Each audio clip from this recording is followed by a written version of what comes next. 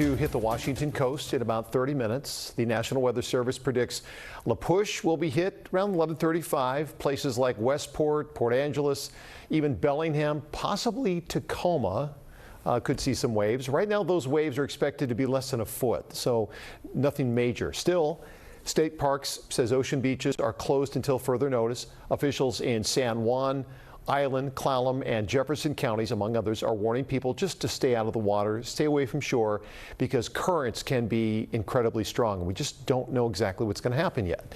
Earlier tonight, the waves swept through the Hawaiian Islands.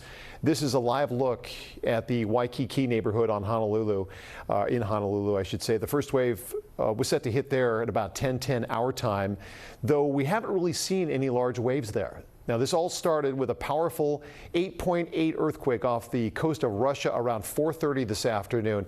This is a new photo of some of the damage that we're seeing there. This is in the Kuril Islands, just off the coast of Russia, north of Japan. You can see all of that water there. We have team coverage for you down the entire West Coast tonight as we watch for something here. We are tracking conditions out of Ocean Shores, Washington, Portland, Oregon, and San Diego, California. But we're going to begin with meteorologist Adam Claiborne in the King 5 studios with what we know so far. Adam. Yeah, good evening, Greg. So like you said, all of this stemming from that large earthquake down off of the coast of Russia, an 8.8, which eventually helped to rock and move this wave of water that's been moving across the Pacific here over the past few hours. Now, one of the first spots, of course, we were keeping an eye on, and still are, is down here around Hawaii, where they did have tsunami warnings out. Now, that's a bit of a higher threshold than what we have here closer to the west coast of the United States. We're under a tsunami advisory, and that says upgraded because we were initially under a tsunami watch. A watch basically means that we have the potential of seeing a tsunami. Now that we're noticing, yes, there is a wave, we're under this advisory, and it's kind of just telling us now there could be some strong currents. There could also be a wave or two here or there, but as far as flooding, that's not necessarily expected to be the case, but it's something that we're going to monitor and still take seriously here as we head into the night. As far as some timings with this, La Push around 11:35, so not too long from now. Westport, that wave could be there around 11:55 tonight. Port Townsend getting in closer to about 12:45 tonight, and that extends from here around the Washington coast all the way down towards the southern coast of California. We're going to keep you updated on all of this here and continue to give you the latest as we go throughout the night.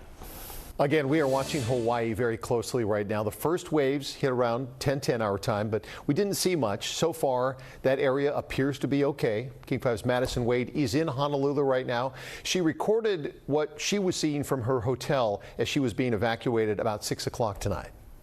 Hi everyone, Madison Wade here in Waikiki, Hawaii. We're about 20 minutes away from the first waves that are expected to hit from this tsunami threat following that massive earthquake. And so right now we've been told in this hotel to evacuate to higher ground and to stay in the hotel rooms. The hotel actually came across some intercom and told us that at one point I did try to leave because I have family friends who live not too far away from here, but the roads were so backed up that I couldn't even get out of the Waikiki area. So right now, the very latest, I'll just flip this camera around so you can see what it looks like here looking out towards the ocean. I'll just zoom in, but we're seeing, you know, just normal waves coming in right now. Those first waves are expected around 7:10. That's according to the Office of Emergency Management here in Hawaii. So we've been getting alerts on our phones every 30 minutes or an hour or so. If anything changes, I'll be sure to let you all know. Alaska Airlines says it is holding flight departures to the islands for now. Flights that were already in the air going to Hawaii are returning to the mainland or being diverted. If you have plans to travel to the islands, make sure that you check the status of your flight before you head to the airport. Team coverage continues now with King 5's Jim Nelson in Ocean Shores. Jim, you watched as a big crowd left the beach. Yeah, and that's exactly what emergency management officials do not want to see. They say the big concern is strong and abnormal currents. Beaches are closed here in Ocean Shores as a result. The Grays Harbor Emergency Management Director, Grays Harbor County, I should say, she tells me that they expect the impact could last 12 to 24 hours. Civilian volunteers, the police and fire department have all been out here here to keep people away from the water. The forecast calls for a foot or less as far as the wave goes. Emergency management officials say that'll mostly impact the maritime community, people on the water. The good news is this is coming shortly after low tide. They do not expect any serious or damaging inundation, flooding, but they also acknowledge these things can change and they won't really know until they see how it impacts other coastal areas. While people are reminded to take this advisory serious, we have seen plenty of people out and about. Kind of scary and exciting, just like, oh no, what's gonna happen? It just makes it exciting, kind of, you know, Yes. that we were here to experience this. Yeah.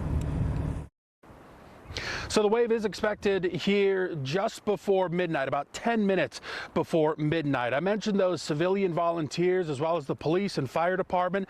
They actually just left the area. Somebody with the fire department had been on the beach, presumably making sure that nobody was out there, and then the others were out here on the perimeter to make sure that nobody went in. At this point, they've left. However, the beaches are still closed. They do still have the advisory sign up. They've got the road closed sign up. So again, while they monitor this, they want everybody to stay away from the water itself. We're a couple hundred yards away. We feel pretty safe, and we'll actually be taking off here shortly as we and everyone else monitors this situation. Live in Ocean Shores, Jim Nelson, King 5 News. Well, it is very rare to have a threat of tsunami waves here in Washington state. Earlier today, we spoke to the Pacific Northwest Seismic Network as we wait to see what this all means for us here in Washington. King 5's Madeline Carter is in the newsroom tonight with those details. Madeline. Greg, the message from the state seismologist was clear. This is a serious situation because today's earthquake, it is one of the largest ever recorded. It's probably going to be one of the 10 largest that have been recorded, since seismometers were invented more than 100 years ago. So that's the reason why the warnings are out. That's the reason why people should take them seriously. Again, I'm cautiously optimistic that this will not produce a damaging event along our coastline, but that is certainly far from guaranteed, and people should pay attention to what the information is. We really want to stress what Harold Tobin just said. Even under an advisory, we're not expecting damage along our coast, but still, the threat is real. Here are the largest recorded in the past 25 years. In 2004, a 9.1 quake triggered a deadly tsunami in Indonesia. 280,000 people died in South Asia and East Africa. And then in 2010, an 8.8 magnitude earthquake in Chile killed 523 people. And then in 2011, a devastating 9.1 earthquake in Japan triggered a massive tsunami. I do want to put these earthquakes into perspective by comparing them to what we've felt here in Washington state. The Nisqually earthquake in 2001 was a 6.8 magnitude, and that was the most dramatic quake in modern history. In the newsroom, Madeline Carter, King 5 News. We expect to see the first waves hit the Washington coast again in less than 30 minutes. We will have much more coverage on air all night long and on King 5 Plus. You can download that to your TV and watch for free. Oh, thank you so much. Thank you so much. Ah! A driver is alive tonight thanks to 2 Everett police officers. This is some new video of the moment they pulled him from an electric vehicle fire. This happened on Saturday on I-5 near Highway 2. The entire rescue is caught on body cam video. We do want to warn you, some might find this video disturbing. Here's Jessica Janner Castro. This is the moment Everett police officers approach the car. You can see the electric vehicle already engulfed in flames. Come out the door. Come out the door. You have to get out. Flames keep them from getting in on the driver's side, but through the passenger door, they are able to grab the driver's arm. Get me out. Get me out. Officers drag him out of the car and into the grass, away from the fire, with the driver still screaming. Officers try to ask if there is anyone else inside the car, but the driver is hysterical. Is there anyone else in the vehicle? Officers search the car as the flames spread. Check the other side. Check passenger. For driver. Check driver. No one else is inside. The driver can't stand, so officers drag him to safety. Thank you. Oh, thank you so much. Thank you so much. By the way, the driver did survive. Both of those officers were treated for smoke inhalation. Everett police say they're both doing well tonight. What we do know, there was a physical altercation that resulted in a young man getting shot in the head, in the forehead. It was a grazed wound to the forehead. Searching for the suspect behind a shooting that injured a man in the Yesler Terrace neighborhood. Officers checked inside an apartment building to make sure the suspect wasn't in there. But yeah, that building has, like when I say I pass by there at different times of the day, it's always young kids, little kids, families. That's wild that something like that happened there. Police determined the suspect left the area. The 25-year-old victim was taken to Harborview Medical Center. A man is in the hospital after being shot in the chest during a robbery in Seattle. This happened around 3 o'clock along Aurora Avenue near 87th. One person is in custody. King 5 has just learned the suspect in the shooting of an officer on the Lummi Indian Reservation gave officers the wrong name when he was arrested. We had reported that the name he gave police, Javier Peña Flores. Investigators say they're now working on confirming his actual name before he appears in court tomorrow. That shooting happened early yesterday morning after the officer walked up to the car in a ditch on North Red River Road. That's when the driver reportedly opened fire. The officer was seriously hurt and is still in the hospital tonight. Well, some major changes are coming soon to Seattle's Pacific Science Center. It's getting ready for a 5-week planned closure. King 5's Madeline Carter has what families can expect.